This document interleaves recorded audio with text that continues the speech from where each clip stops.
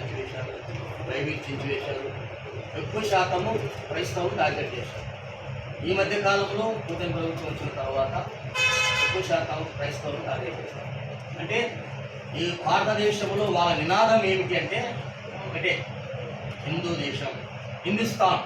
అంటే భారతదేశాన్ని పేరు తీసేసి హిందుస్థాన్ అంటే హిందుస్థాన్గా వేసేసి ప్రతివాడు కూడా హిందూగా మార్చబడాలి కానీ అనేటువంటి నినాదంతో వారు భయంకరమైన కొన్ని గుంపులను తయారు చేసి ఆర్ఎస్ఎస్, క్రిస్టియన్ ప్లస్, సంఘ పరివార్, బజరంగ్ దళ్ ఇవన్నీ కూడా కొన్ని టీంలు తయారు చేసి వారిని విస్మరించి ఎక్కడైతే మతపరమైనటువంటి కార్యాలు చేస్తున్నారో వాటి మీద భయోందాలు గురి చేసి భయపెట్టి వాళ్ళని బెదిరించి అవసరమైతే వాళ్ళని స్నానాలు చేసేసి ఇది హిందూ దేశం, మీరు ఉండకూడదు అనేటువంటి ఒక సంకేతంతో ఈరోజు వారు ఏకపక్ష నిర్ణయంతో ప్రజా పరిపాలన చేయాలనేటువంటి ఒక కంకణం అయితే కట్టుకున్నారు.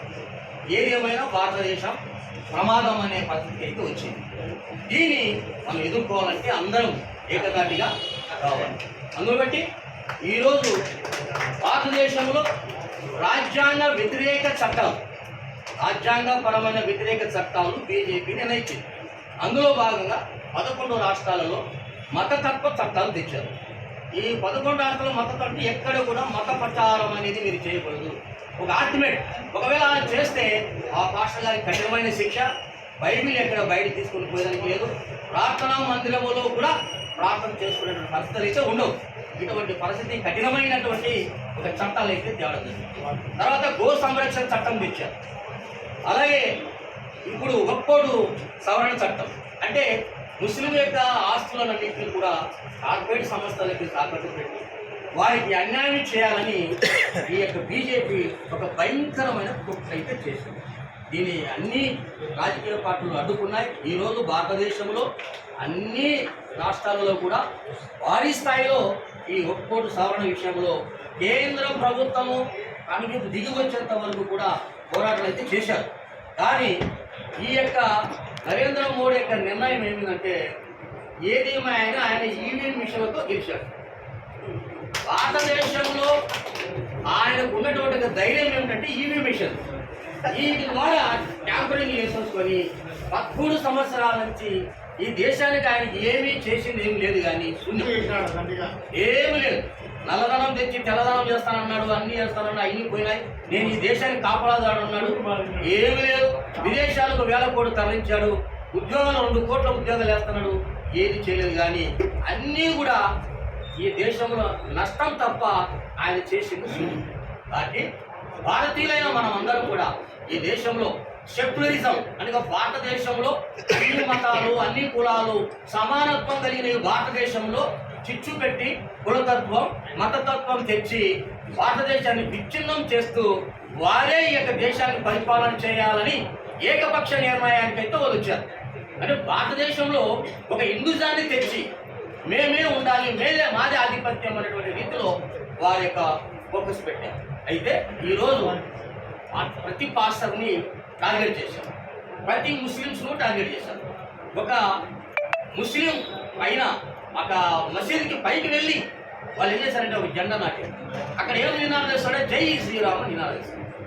కాకినాడలో ఒక ప్రార్థనా మందిరం లోపలికి పులిపీఠం దగ్గర మామూలుగా మెయిన్ దైవజుడే చెప్తాడు, అటువంటి పులిపీఠం దగ్గర పైకి వెక్కి అక్కడ కూడా జై శ్రీరామ్ అని నినాదం చేస్తారు. అదే ఒక హిందూ దేవాలయంలోకి ఒక పాస్టర్ పై ప్రైజ్లా అంటే ఒప్పుకుంటారా? మరి ఈరోజు వాళ్ళు ఆ విధంగా భయంకరమైన ఒక పూర్వత్వాన్ని దేశంలో సృష్టిస్తున్నారు. ఈరోజు ఎక్కడ చూసినా కూడా పాస్టర్లు దాడులు ఎదుర్కొంటున్నారు. కాబట్టి ఈ భారతదేశంలో ఇటువంటి ప్రమాదం జరుగుతుంది కనుక ముస్లిం, క్రిస్టియన్లు, దళితులు అందరూ ఏకమై ఈ యొక్క బీజేపీ ప్రభుత్వానికి కనువిప్పు అయ్యేంత వరకు మన పోరాటాలు కొనసాగించాలనే దాంతో ఐక్యమత్యంతో రేపు ఆదివారం జరగబోతున్నటువంటి ఈ కార్యక్రమానికి మీరందరూ సంఘీభావం తెలపండి, మాతో పాటు మీరు ఏకీభవించండి. ఎందుకంటే మేము మాత్రమే కాదు, భవిష్యత్తులో మీకు కూడా ప్రమాదం అయితే రాబోతుంది. కాబట్టి ఆస్తుల పరిరక్షణ, క్రైస్తవ ఆస్తుల పరిరక్షణ చట్టం అనేది అయితే ఒకటి రాబోతుంది. రాహుల్ గాంధీ గారు కూడా ముందే చెప్పారు. నెక్స్ట్ టార్గెట్ ఎవరు? క్రిస్టియన్స్ అని చెప్పారు. కాబట్టి ఈరోజు మరి అటువంటి పరిస్థితులు రాబోతున్నాయి.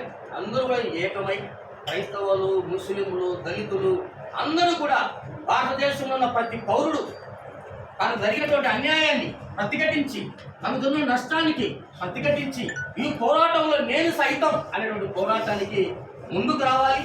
ఐకమత్యంతో ఈ భారతదేశంలో జరుగుతున్నటువంటి ఈ ఒంటెత్తు పోకరాలను, ఈ అన్యాయాన్ని ఎదిరించి తిరగబడి ఈ బీజేపీకి ఏమంటారు తగిన శాంతి కలిగేంత వరకు మనందరం పోరాటం చేయాలి. కాబట్టి ఆదివారం జరిగేటువంటి ఈ కార్యక్రమానికి క్రైస్తవ పాస్టర్ మనం వారు ఇచ్చారు, ఆ రూట్ మ్యాప్ ఇచ్చారు.